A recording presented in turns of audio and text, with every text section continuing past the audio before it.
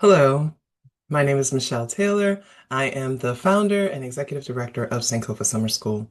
I am so happy that you have joined us this evening, and we are in for a treat. This is our sixth year running this program, and each of the classes have been selected to represent the diversity and the beauty of people of the African diaspora. I brought in some experts who are going to share everything that they know with you.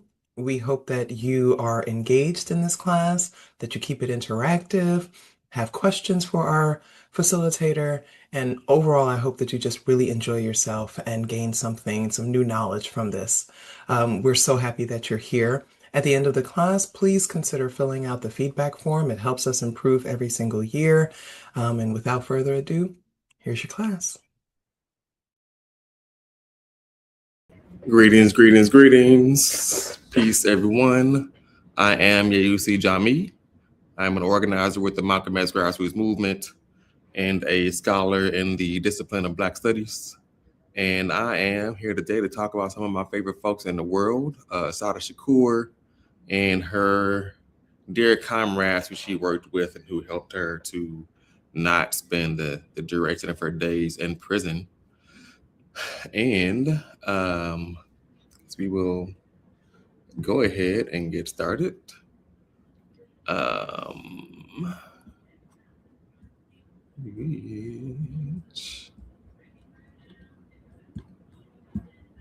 Which is done by how?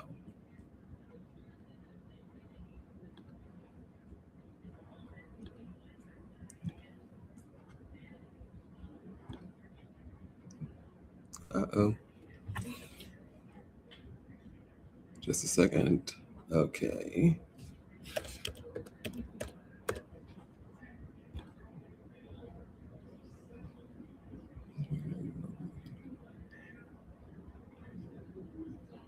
Later.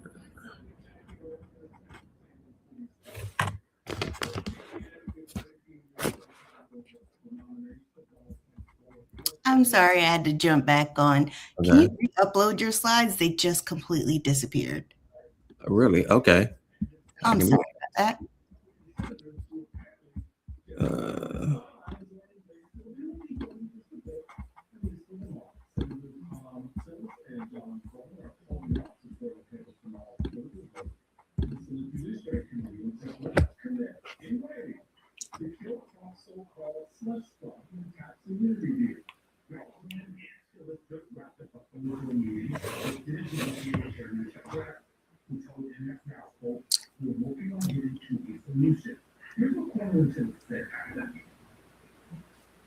Why don't you think Tom Branch has met your demands that run the 11th hour before this vote? Well, soon he's getting some pushback from the person who's scored. Come on, technology.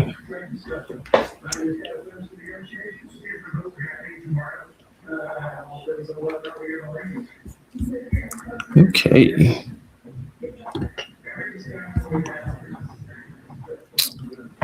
Do you believe we're good now? All right. So, our primary subject for this evening is Miss Assata Shakur. I'll just say a few brief things about her before we get deeper into her story later. Assata, her name here. Assata means she who struggles. Olubala means love for the people. And Shakur means the thankful.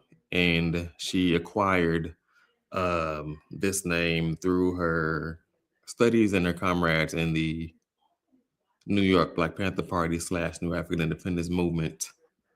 And two primary folks we're talking about with her. The first is Sekou and Bogogi Abdullah Odinga. The name Sekou he got from Sekou Touré, the first president of independent Guinea. Abdullah meaning worshiper of God in the Arabic language, and Odinga from Jaramogi Oginga Odinga of the Mau Mau freedom fighters in Kenya who were fighting against British colonialism in the 50s and 60s. And then next we have Kuwasi Balagoon, another of their comrades, Kuwasi being a Akan word meaning male born on a Sunday, and Balagoon being from the Yoruba language of Nigeria, meaning warlord. Okay, so these three folks who we're focusing on today have a few things in common. The first is their shared membership as citizens of the Republic of New Africa, and specifically the formation called the Provisional Government of the Republic of New Africa. So this organization started in 1968. The last weekend of March in 68, there was a conference in Detroit, Michigan. About 500 folks from around the country showed up to discuss their shared vision they were coming up with for how to approach operationalizing their belief in Black nationalism. And to make a very long story short, through the course of that weekend, they decided that they shared the belief, which was really a very common belief among our people at the time, that us Black people here in the United States are a nation of African people. That nation is colonized by the United States Empire, and our desire is for our Black nation to gain freedom from the United States Empire and be able to have self-determination as a nation. With that in mind, they stated a Declaration of Independence of that nation, and they gave it a name from the name came from Queen Mother Moore, and they chose the Republic of New Africa. The three primary ideological forebears of this formation are Queen Mother Moore, who was sort of the standard bearer of Black nationalism throughout the 20th century. She was a Garveyite back in the 1920s, worked in the 30s and 40s in the Communist Party USA. In the 50s, she left the Communist Party and started a few formations focused on Black nationalist women. In the 60s, late 50s, throughout the 60s, she became a mentor to most of the Black Power advocates at the time, including Malcolm X, Elijah Muhammad, and others. Rob Williams was from North Carolina. He was famous for being the president of the Monroe County chapter, North Carolina, of the NAACP. And as such, he fell out of favor with the national organization of the NAACP because he advocated armed self-defense for the people of his community against the constant racist violence of the white supremacists in that part of the state of North Carolina. Of course, NAACP's official program was nonviolence, so they did not approve of that. And he was taken out of his position and eventually had to leave the country after being framed for a kidnapping charge. He spent time with his family in Cuba, in China, and Tanzania before returning to the U.S. after about 10 years. He was elected as the first president in exile of the Republic of New Africa, the provisional government of the Republic of New Africa. And Malcolm X, we all know him.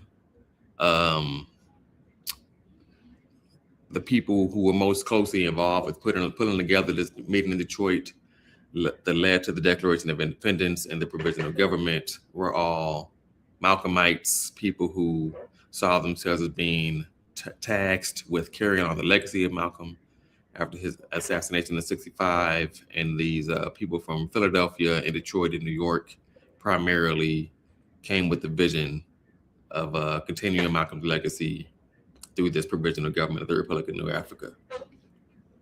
Now, all three of our folks, Assata, Sekou, Kuwasi, were also members of the New York chapter of the Black Panther Party.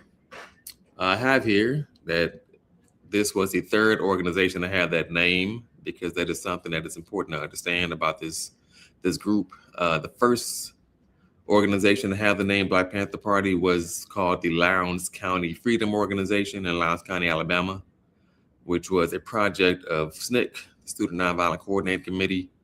In Lowndes County, Alabama in '65, they had a voter registration drive because Black folks in Alabama could not, in fact, register to vote, even though they were supposed to be legally able to do so, through their organizing efforts to not only give Black folks the right to vote, but also to run a slate of Black candidates in Lowndes County, which was 90% Black at the time, at least, probably more. That effort, they didn't succeed in electing those people they ran for office, but they did give a lot of inspiration to Black folks around the country who appreciated the strength of which they spoke, the strength of which they acted, as also the strength of their logo, which was the Black Panther. And so the second organization to carry that name was a collaboration of SNCC, Student Nonviolent Coordinating Committee, and RAM, Revolutionary Action Movement, which kind of ran a pilot program in New York City in the summer of '66. Those two organizations coming together to form this thing called the Black Panther Party, which had as its aim to try to exhaust all of the legal avenues for struggle within this country to really demonstrate how it was ineffective to try to organize or change things from within the system. So to bring the people ultimately closer toward the position of being ready for true revolution. And then the third organization to wear the name Black Panther Party was the one started in October '66 in Oakland by Huey Newton and Bobby Seale that we all know of. The New York chapter was the biggest chapter of that organization, with about 500 members at its height. And the people in this picture are some dear folks. The sister with the short hair on the left is Miss Assata Shakur, mother of Tupac. The brother in the middle with the mic is known as Daruba bin Wahad. And the light-skinned brother with the teeny weeny afro on the right is Jamal Joseph, who was one of, if not the youngest members of the party. The third thing all these folks, Assata, Sekou, and Kuwasi, have in common is their membership in the Black Liberation Army. There was technically no organization by the name Black Liberation Army. That was a slogan of sorts. There are many units, many groups who shared that name, that ethos, operated under that name throughout the country. Some operated under different names with the same basic set of purposes. And there was also a difference in that some groups with that name only practiced armed self-defense, while others decided to practice armed offense. The difference being armed self-defense is when your enemies come to commit some kind of racist violence against you, you are prepared and equipped to defend yourself and your community from that racist attack. Whereas offense, you sort of move beyond that and take the position that the entirety of this system and this settler colonial project called the United States is itself a construct of violence against our nation, and therefore we are always at a state of war, and so it is always appropriate for us to attack because it is all self-defense. Shout out to Frantz Fanon. So moving on. Oh yeah, I have this video here to illustrate some of the mood of the people in the 60s surrounding this topic. And that is not playing. Come on, Google. It's not giving me the option to play the video. Okay, that sucks. So, to try to recap what Malcolm was saying here. He was being interviewed by Mike Wallace in 1964. Mike Wallace was asking him about some violence that had occurred in Harlem in that summer of unrest. There was several small to medium-sized uprisings throughout that summer, and there was a group of young people in Harlem doing some of this offense work, expropriating funds, as the movement would call it, going to where the money is and taking some of it and bringing it back to the community. Mike Wallace asked Malcolm if he would condemn these actions of this group who were being called the Blood Brothers.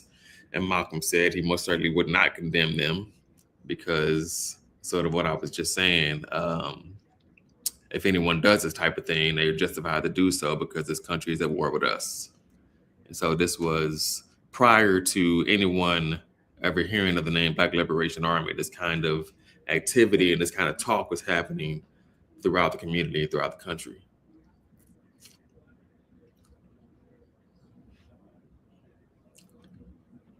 So, Assata Shakur, there's so much to be said about her. I'm going to try to be timely in presenting this.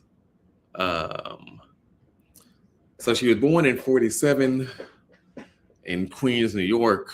She spent some of her early childhood in Wilmington, North Carolina with her big mama and them before coming back to New York City for middle school and high school. She lived with her mom and some with her aunts. She spent a lot of her teen years running away from home. And oh yeah, I did want to make sure I mention Assata is an example of, if you can imagine a 13-year-old who has run away from home and is working in a bar as a barmaid and renting a room and running around in the streets with a bunch of other teenagers who are running away from home. And her mother and aunt have no idea where she is. And she is generally doing things that no adult would approve of, or not very many adults would approve of. It would be difficult for most people to see a child in that situation and think that they would eventually become a world famous positive figure like Assata Shakur, but that is in fact what happened. And that's just one example of how it is important for us to not give up on our youth because they are all redeemable. And so with that in mind, after Assata dropped out of high school, got her GED, went to work in the office with white folks for a year or so, typing the papers and filing things, she realized that that was not the life she wanted to live. She was not making no money. She decided that in order to get some more money, she would go back to school and try to get a college degree. She went to Manhattan Community College and then City College in New York. And in '66 in college, she joined the Golden Drum Society, which was the Black student organization on campus. That was her first real exposure to the movement. She was 19 years old at this time. The group, Golden Drum Society, tagged along with the Students for a Democratic Society to sort of run a slate for the student government, and they won that. And they participated in all kinds of actions with the people of New York City, organizing around tenants' rights, workers' rights, welfare rights, and the bubbling anti-war movement. Assata got married while she was in college and spent a year in a fairly unhappy marriage that didn't take long to dissolve. After that year being married, she went to Oakland in '68. And while there, she spent a year and a half or almost 2 years, working with all of the revolutionary groups she can get access to. That included the Black Panther Party, included the Brown Berets organizing for the Chicano rights. That included people organizing around Native American issues.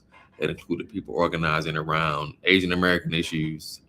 And this was the anti-war movement time. This was feminist time.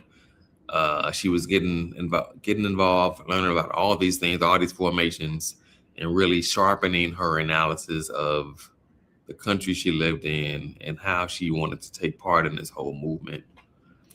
In 1970, August 1970, 1969 first, the Panther 21, as they were called, 21 members of the leadership of the New York City chapter of the Black Panther Party were indicted, and most of them were arrested on some crazy trumped up charges. They've been accused of wanting to blow up the New York Botanical Garden and department stores and all kind of things that our movement doesn't do.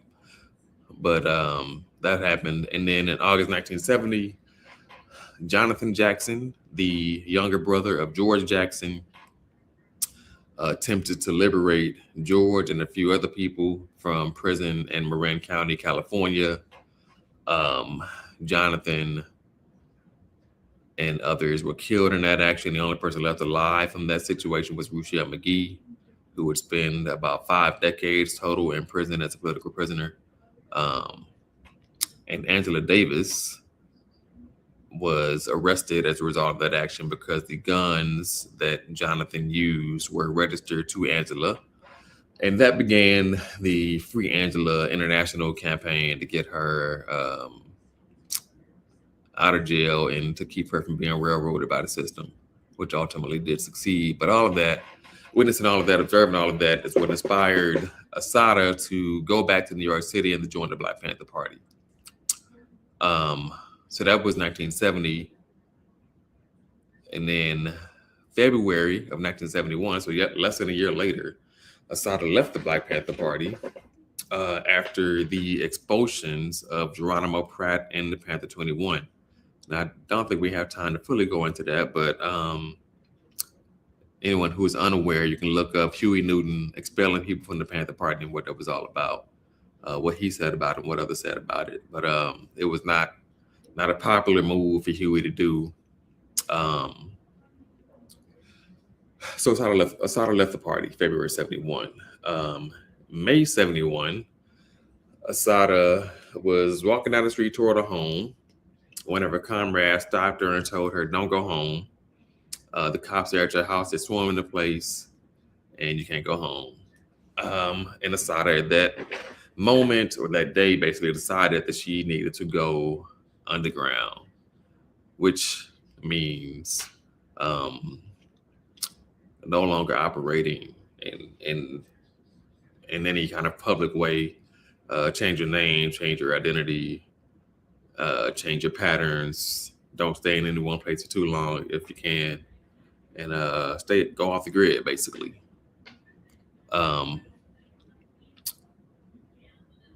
So Assata spent 2 years in that state, living underground, participating in the underground of the Black Liberation Army, the underground of the movement, which was being called the Black Liberation Army. 2 years later, Assata was shot on the New Jersey Turnpike after being stopped by police. And Officer Forster was killed in that night. Her dear comrade Zaid Malik Shakur was killed, and another comrade, Sundiata Akoli, was captured a couple of days later. Zaid Malik Shakur was one of Assata's best comrades and best friends in the movement. Zaid was really the reason why Assata took the last name of Shakur, because she had such respect for Zaid and his family. And we'll talk more about that a little later. Oh man, the slides are messed up. November 2nd, 79. After 6 years of going from facility to facility, court case to court case to court case, they tried to trump up every possible charge you could think of against Assata. She eventually ended up in Clinton State Prison in New Jersey in 79, and her comrades were able to orchestrate her being released from prison. And then 3 days later, under the leadership of the National Black Human Rights Council, more than 5,000 people at the UN met up at the UN, rallying there for Black Solidarity Day. They called for self-determination of the Black nation, and a statement was read from the Black Liberation Army, claiming credit for the liberation of Assata and saying that it was in conjunction with Black Solidarity Day.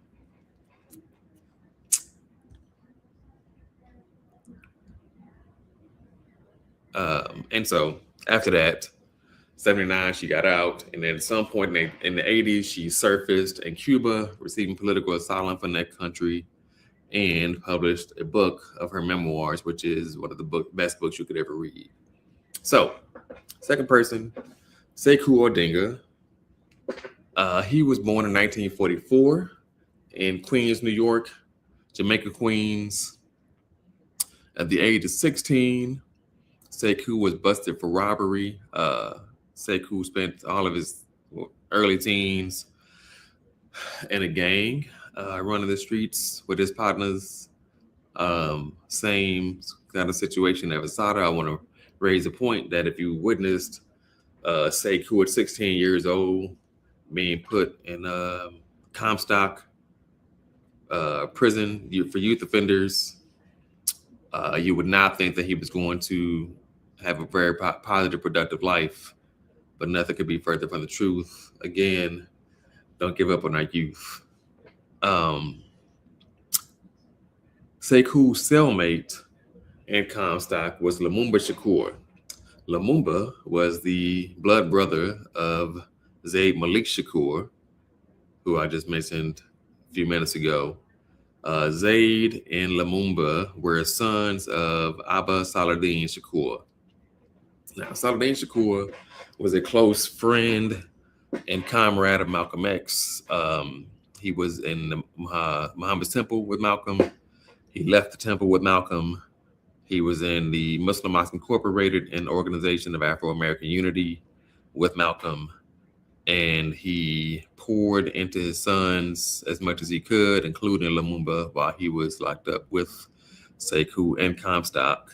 He was always sending them books and tapes of Malcolm and other positive figures within the Absorb. And Sekou said that he didn't really take to the teachings of Malcolm until early '63, when there was a race riot in the facility, and seeing the way that whole thing played out really made all of the teachings of Malcolm hit differently for Sekou. So later that year, he was released back into the streets. '64, the age of 19, Sekou, with all this new perspective, got down with the cultural nationalists, started rocking the dashiki, the natural hair, and that whole scene. And then early '65, January '65, Sekou joined Malcolm's organization, the Organization of Afro-American Unity, the OAAU. But less than 2 months later, Malcolm was assassinated.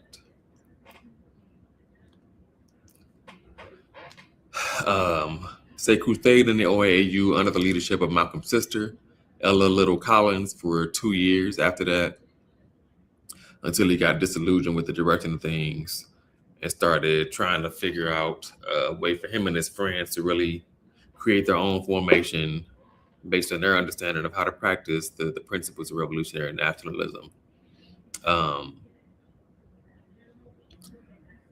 In April '68, Sekou was one of the first members of the new New York chapter of the Black Panther Party. He was selected to head the Bronx office of the Panther Party along with Mr. Bilal Sunni Ali, who's one of my dearest elders and now ancestors. And Lumumba Shakur was chosen to head the Harlem office of the New York chapter. And then about a year later was the indictment of the Panther 21 in April '69. And cops raided the homes of all of these 21 members. Sekou escaped arrest that day. He got out of this tiny window in his home, somehow got down this tiny, not a fire escape, some sliding something situation.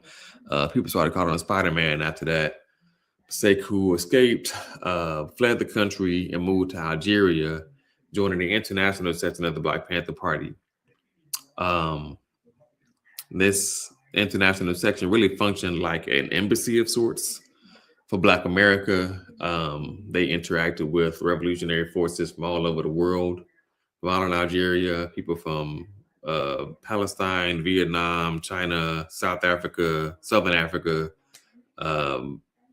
you name it. Any revolutionary force in the world was interacting with them. All of them were all interacting with each other in Algeria during that time period of the early '70s. In March 72, Huey expelled the entire international section from the Panther Party. It's just what he was on at the time, but they continued to do their work. But then in 75, the United States started putting pressure on Nigeria to no longer harbor these new Africans or these Panthers in their country. And in 76, Sekou returned to the U.S. and went underground.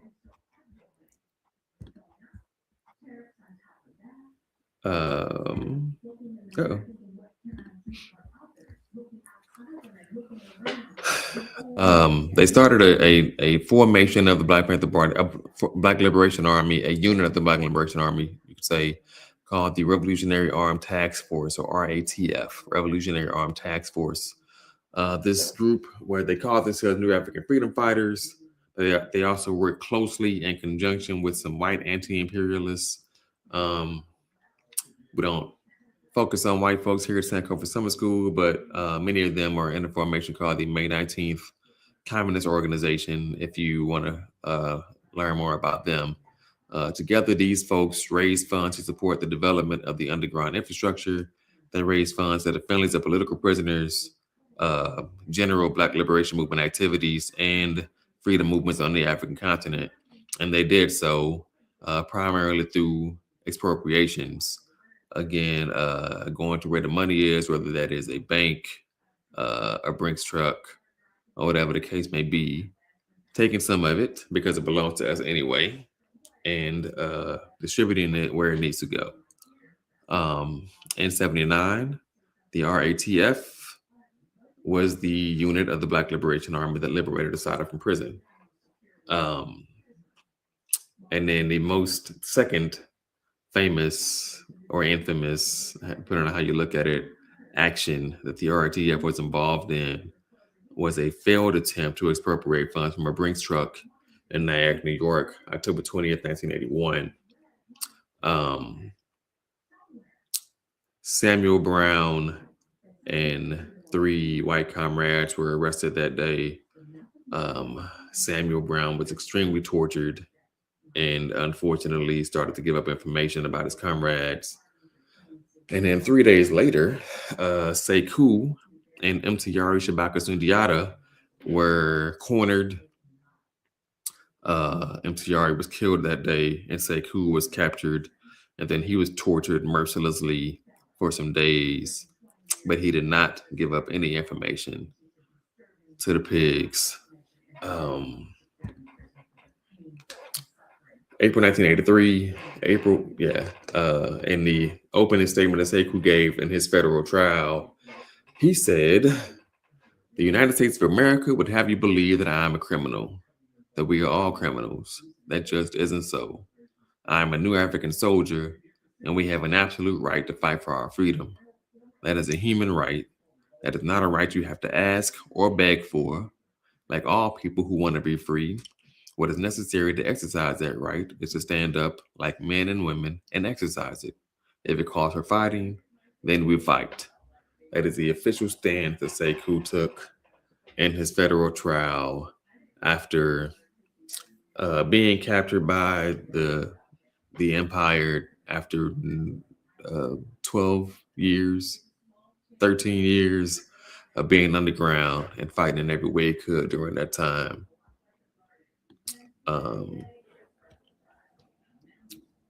Sekou would go on to spend 30 years approximately in prison before being released in late 2014 due to a technical error from those who did his sentencing and the support of his comrades, who made sure that the court was not able to get away with keeping him in despite them making that error.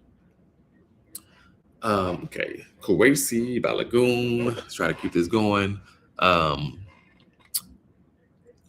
41 and 47 in Prince George's County, Maryland. Kuwasi was raised in the city of Lakeland, Maryland. 16 years old, he was inspired by the movement in Cambridge, Maryland, led by Gloria Richardson, who was the extremely brave woman you see in this picture, telling the cop, "Get that damn gun out my face." Standing between her people who were protesting in the white power structure there in Cambridge, Maryland. Black snipers were protecting nonviolent protesters from white supremacist violence. And that standoff ended with a treaty being negotiated by Attorney General Robert Kennedy between Sister Gloria and the white power structure there in Cambridge. Malcolm X would refer to this moment in history in his famous Message to the Grassroots speech, and it's had a big impact on teenage Kuwasi Balagoon. After high school, Kuwasi went to the army. He was stationed in Germany. And while stationed in Europe, he led a clandestine group called the Legislators, which was formed to beat down white soldiers who attacked black soldiers because the army refused to do anything about this ongoing violence they were dealing with. He was very effective at that job. And spending time with Africans in Europe influenced Kuwasi Balagoon to start wearing his natural hair and really change the way he thought about African people in the continent and in the diaspora. In 1967, after getting out of the army, Kuwasi moved to New York City with his sister and became a tenant organizer. He and his comrades there, Jesse Gray was the leader of the organization they were part of. They were arrested in 1967 for taking a cage of rats to the floor of the U.S. Congress while they were in session that were collected from people's apartment buildings in New York City. That was Kuwasi's first arrest. And also in that same year, at the same time, Kuwasi was heavily influenced by the writers and speeches of Malcolm X, Robert Williams, and H. Rap Brown. We talked about Malcolm, we talked about Rob. H. Rap Brown was, at that time, the national chair of SNCC, the Student Nonviolent Coordinating Committee. They changed the nonviolent to national at that time. Kuwasi also joined the Yoruba Temple under Nana Adefumi, and that's when he got the name Kuwasi Balagoon and was heavily influenced by the practice of African spirituality. Jesus. Okay. It was in May of 1968, a month after the New York chapter was founded, that the Kuwasi joined the Black Panther Party. He continued his tenant organizing work with the party, but at that time, his studies had already convinced him that Black liberation could only come through protracted guerrilla warfare. And with that in mind, February 1969, what happened to my slides, man?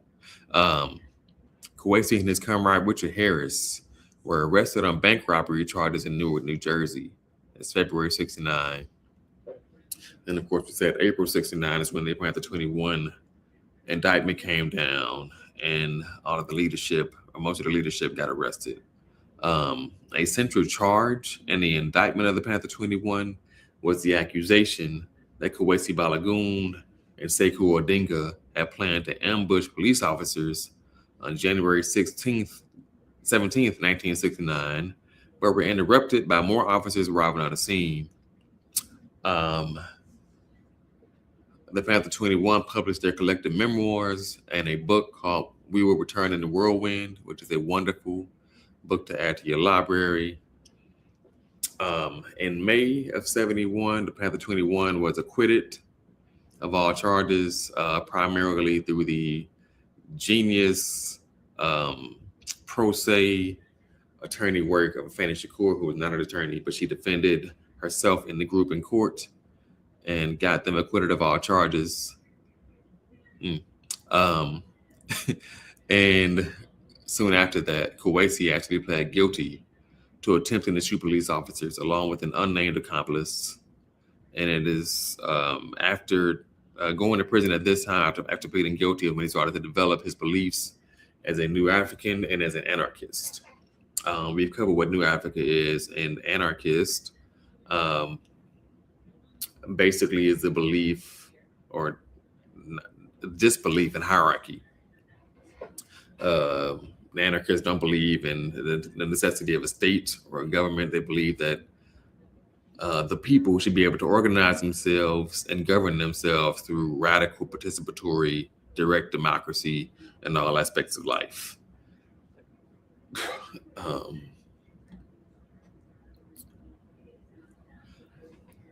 September 73, later that year, after pleading guilty, Kuwasi escaped from Rahway State Prison.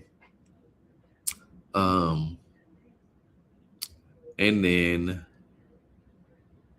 8 months later or so, he was arrested again because the same Richard Harris, the same comrade who he had gotten arrested with, Richard was being transported to a funeral, and Kuwasi was on top of things and attempted to liberate Richard during the course of that escape. The plan did not work out, and Kuwasi was arrested and put back in prison. For the next 4 years, Kuwasi led prison study groups and spread his beliefs regarding the new African independence movement and anarchism. And he also recruited several members into the Black Liberation Army. Some wonderful testimonies from his comrades at that time talking about his influence on them, and persuading them to come out of prison once they got released and get involved in the underground. Because again, Kuwasi's belief was that Black liberation can only come through protracted guerrilla warfare. And then in May 78, Kuwasi again escaped from Rahway State Prison. And at that time, he became an active member of the RATF unit of the Black Liberation Army, along with Sekou Odinga. 79 is when their crew liberated Assata, 81 with the Brinks truck expropriation. And then in July of 83, in the New York State trial for the Brinks truck expropriation, Kuwasi gave the statement. He said, "I am a prisoner of war." I with a lowercase, because that is the way, a popular way for us to write in the New African Independence Movement. If you read Assata's autobiography, she also spells I lowercase throughout the book. He said, "I'm a prisoner of war. I reject the crap about me being a defendant, and I do not recognize the legitimacy of this court. The term defendant applies to someone involved in a criminal matter. It is clear that I've been a part of the Black liberation movement all of my adult life, and I've been a part of the struggle to liberate my people and our nation." In December 86, Kuwasi died from an AIDS-related illness.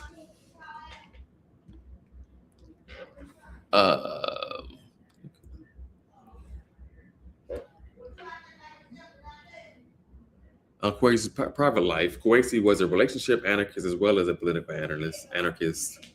He did not believe in a hierarchy of romantic relationships, but he practiced ethical non-monogamy. Kuwasi was also an open bisexual or pansexual. I have to ask him, we can't do that. His relationships included a long-time connection with a trans woman. And also, it is important to note that Kuwasi's relationship or anarchism extended to his treatment of children. He did not believe in the hierarchy of adults over children either. And as such, he could be found on many occasions treating children as full human beings, playing on the floor and the grass with children for hours at a time. Yeah, great guy. And to wrap up here, I wanted to give a shout out to two people who were not underground, but were tangentially connected also to the Revolutionary Armed Task Force. Assata Shakur was another member of the Shakur clan. I didn't fully state this earlier. So Saladin Shakur, the father of Zaid and Lumumba, wasn't just a father to them, he was a father to many of their comrades. So Zaid, Lumumba, Assata Shakur, Afeni Shakur, Assata Shakur, Sekou Odinga, Bilal Sini Ali, all of these people who were the crux of Black power and the New African Independence Movement in New York City were all mentored and fathered by Saladin Shakur. And to this day, all of their families are very much connected through the struggle and consider themselves to be, family. Matulu was, of course, the stepfather of Tupac. And what I really want to convey is that Matulu, even though he never sought praise for his actions, throughout the entirety of the 1970s, Matulu was really the single person most responsible for the success, to whatever degree the Black Liberation Movement, the revolutionary side of the Black Liberation Movement, had success in the 70s. Nobody was more personally responsible for that than Matulu Shakur. He held everybody together throughout the country. He was the person who did the work to really help us figure out what COINTELPRO, the counterintelligence program of the FBI, was. He led and created an organization called the National Task Force for COINTELPRO Litigation and Research for that purpose. And yeah, he really held things together during a time when the movement was heavily repressed. People were, of course, going into exile, going to prison, being killed. And if it wasn't for Matulu, things would have fallen apart to a much greater degree than they did throughout the 70s. And Nihanda Abiodun was Matulu's right-hand woman, really, throughout the 70s. Nihanda was also born in New York City. She worked in the early 70s in a methadone clinic, and through seeing the ineffectiveness of that treatment for heroin addiction, got involved with the Lincoln Detox Clinic, which was chaired by Matulu Shakur, but being staffed by members of the Black Panther Party, Republic of New Africa, Young Lords Party. Am I missing anybody? Maybe not. And Nihanda also served as editor of the newspaper publication of the Provisional Government of the Republic of New Africa. And both of them, and the underground being able to support the activities of people above ground, Matulu and Nihanda worked closely with those who were strictly underground to direct those funds to where they needed to go and also participate in certain actions. And once the indictments came down for the Brinks truck expropriation in '82, Matulu and Nihanda both went underground. Matulu lived underground until '86 when he was captured, and Nihanda eventually surfaced in Cuba along with Assata and spent the rest of her days there until her transition in 2019. And that is the conclusion of my slides. And it is now my time to take questions, which, if there are none, then I will call it a wrap. Okay, question being, how has Assata's legacy shaped your own practice? Ooh, great question.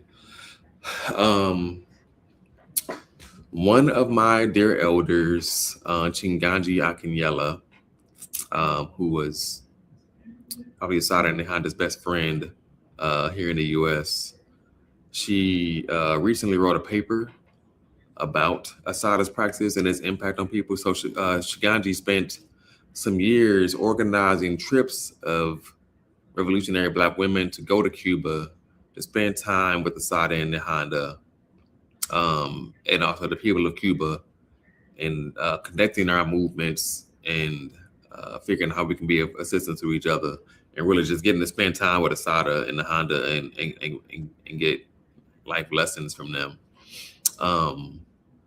And then thinking about Chinganji's work doing that, but also her writing about it recently, I realized that Assata's, maybe her greatest contribution is just the fact that she fought so hard and actually won the level of victory that she did, and that she was able to make it out of this hellhole, out of these gulags that they had her trapped in, and make it to Cuba and have some level of freedom for the last decades of her life. And but just the way that she was able to, oh my goodness, I thought it was so wise.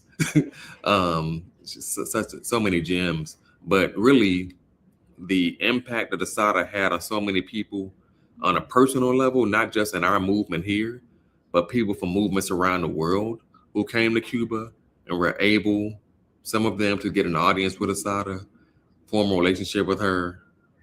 Her work has touched so many people who have done so much awesomeness in the world were inspired to do so by Assata's example.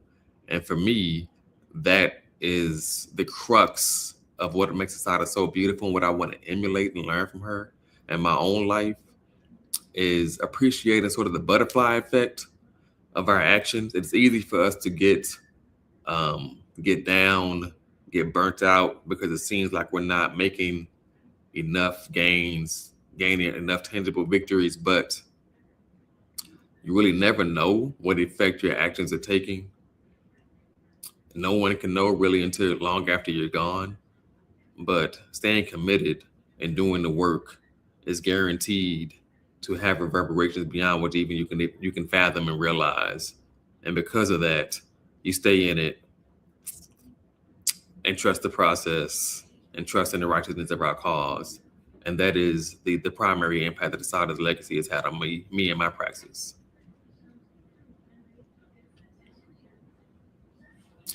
Share more about Assata's legacy after her liberation from prison. So one thing to note is that Assata was granted political asylum in Cuba. However, she was not completely free because the United States and the state of New Jersey had a bounty on her head. It started at $1 million bounty, and eventually, y'all President Barack Obama upped that to $2 million bounty on Assata's head. And so she wasn't able to just freely move around without a care in the world. She had to be careful about how she moved, even though she had asylum in Cuba. But as I said, for those who were able, who knew how to get in touch with her, who had the pedigree to be able to have those opportunities, she was a wonderful mentor to multiple generations of people after her liberation from prison. And also, Nihanda sort of served as her liaison in some ways. Nihanda was able to move around in ways that she wasn't. And so the two of them collaborated on their visions for how they could serve the movement, and Nihanda was able to sort of actualize those in some ways that Assata wasn't. And Nihanda's legacy is that she is considered the godmother of hip hop in Cuba. When they got to Cuba in the 80s, hip hop wasn't really a thing in Cuba, but it was through them that they're mentoring the youth in Cuba, that Cuba started to develop a hip hop scene. And it was and is one of the most revolutionary hip hop scenes of any country in the world. They make hip hop in the style of the golden age here, when we had Public Enemy and Poor Righteous Teachers and Brand Nubian. That is the kind of hip hop you get in Cuba, and that is because of the legacy, the mentorship of Nihanda and Assata by proxy. So that is a big part of their legacy. And also, I would just add to that, since we're talking about hip hop in Cuba, part of the collaboration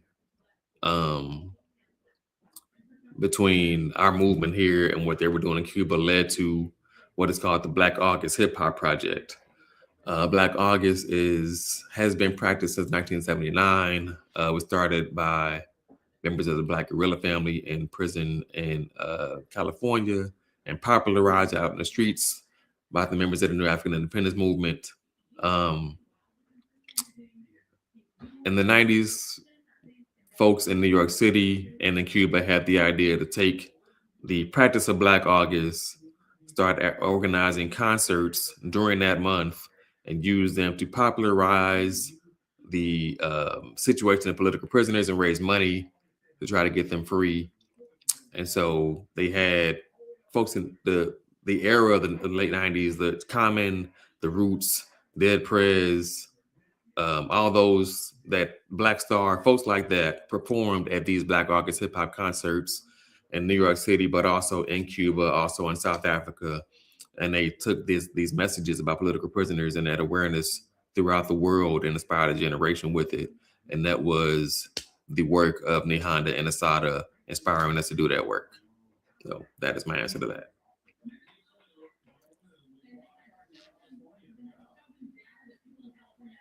Any other questions? Hearing none, I will conclude. I appreciate your attention. I appreciate having the opportunity to talk about my people.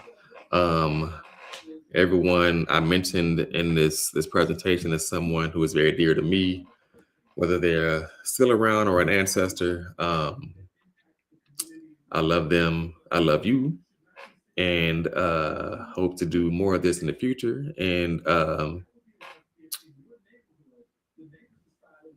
my name on the screen there, Yayusi Jami. If you can look me up on Instagram or whatever, if you want to keep in touch with me. And that's it. Free to land, y'all. Peace.